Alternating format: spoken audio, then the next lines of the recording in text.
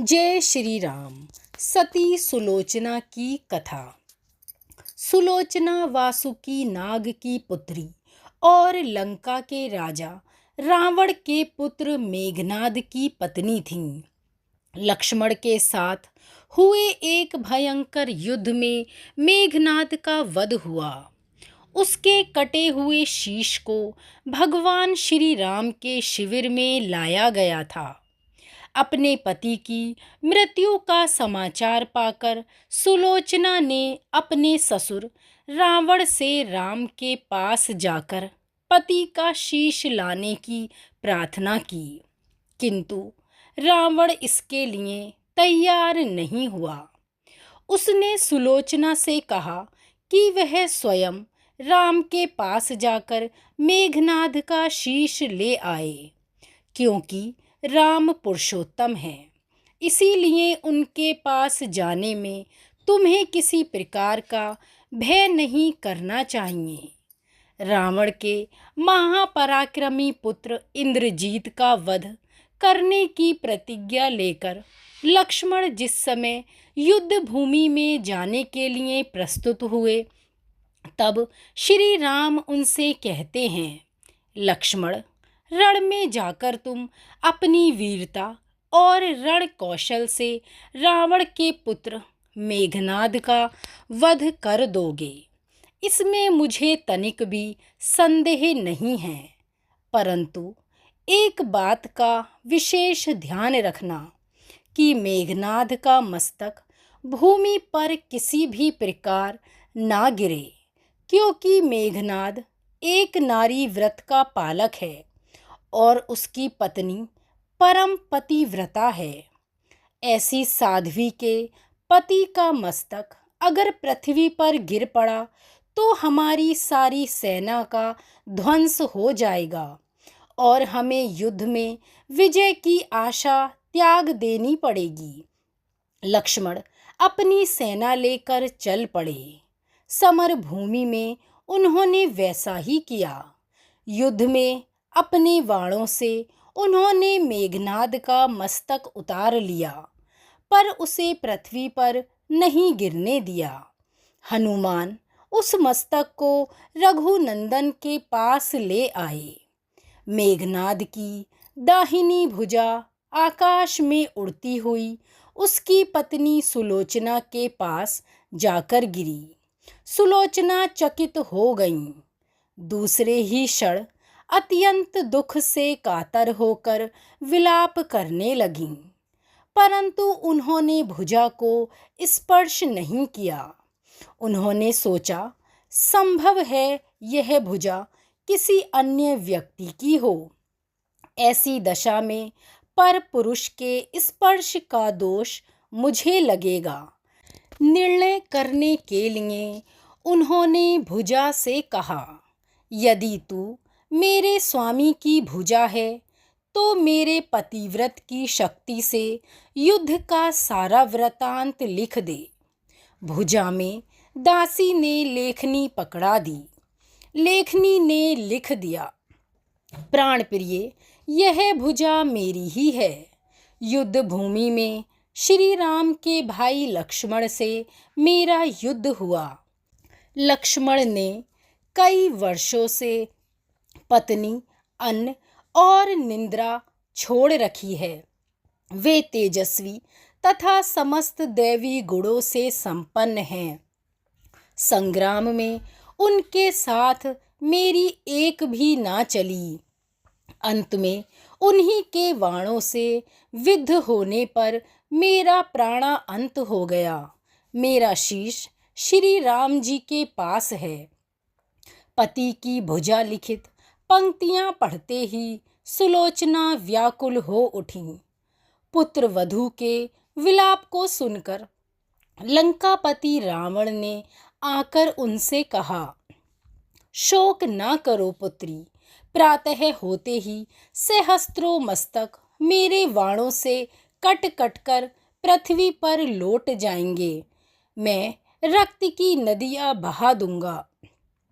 करुण चित्कार करती हुई सुलोचना बोली, पर इससे मेरा क्या लाभ होगा? पिताजी, सहस्त्रों नहीं करोड़ों शीश भी मेरे स्वामी के शीश के अभाव की पूर्ति ना कर सकेंगे। सुलोचना ने निश्चय किया कि मुझे अब सती हो जाना चाहिए, किंतु पति का शव तो श्री राम जी के दल में पड़ा हुआ है, फिर वह कैसे सती होती।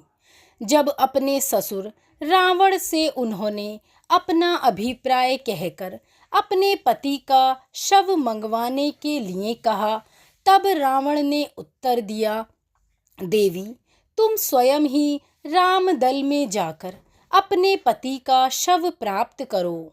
जिस समाज में बाल ब्रह्मचारी हनुमान, परम जितेंद्रिय लक्ष्मण तथा एक पत्नी व्रती भगवान श्री राम विद्यमान हैं, उस समाज में तुम्हें जाने से डरना नहीं चाहिए।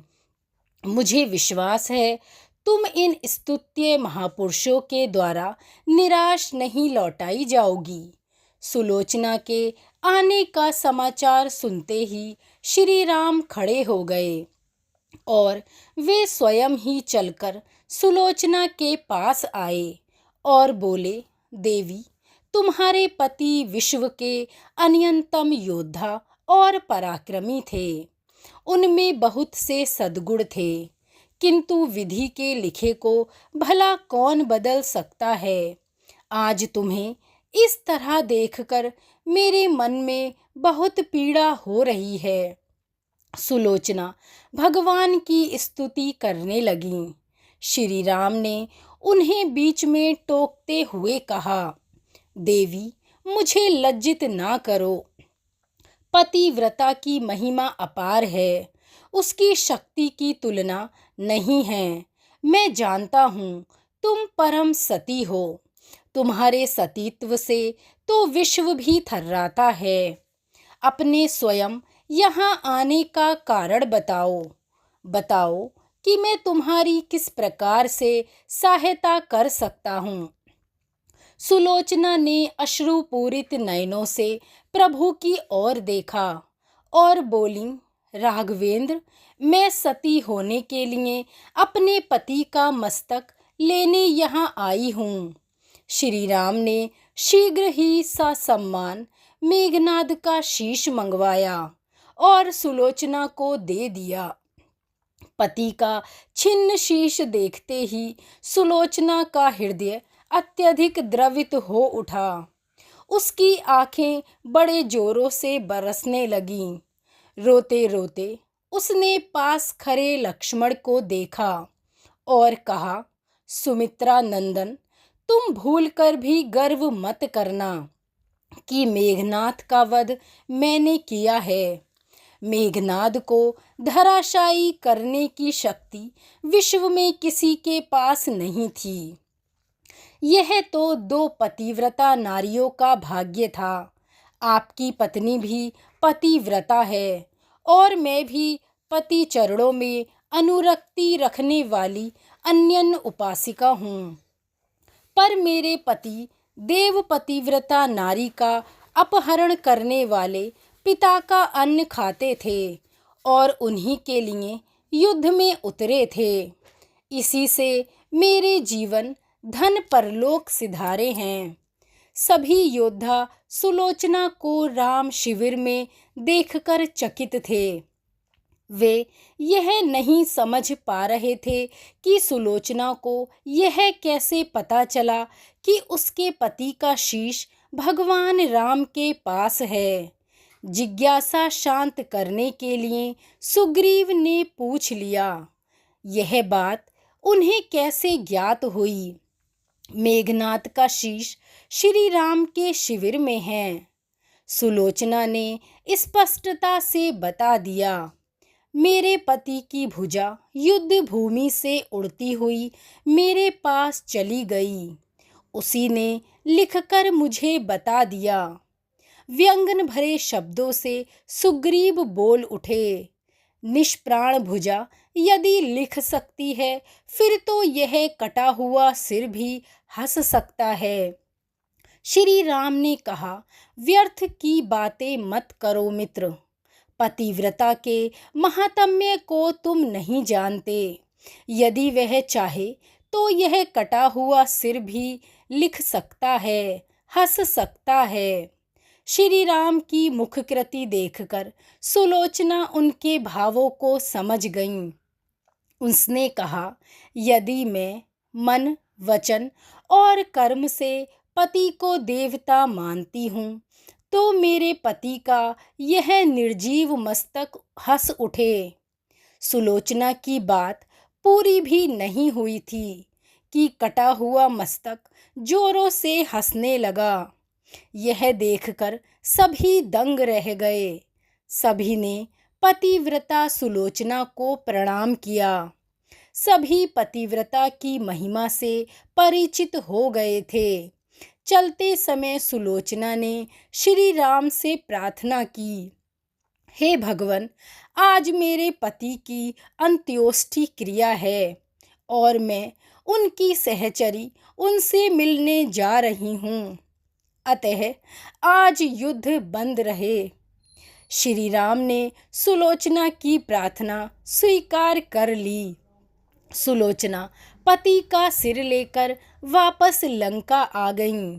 लंका में समुद्र के तट पर एक चंदन की चिता तैयार की गई।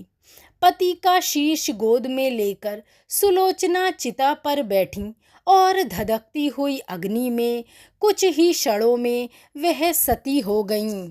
धन्य है सती सुलोचना। बोलिए सती सुलोचना की जय। श्री रामचंद्र जी की जय।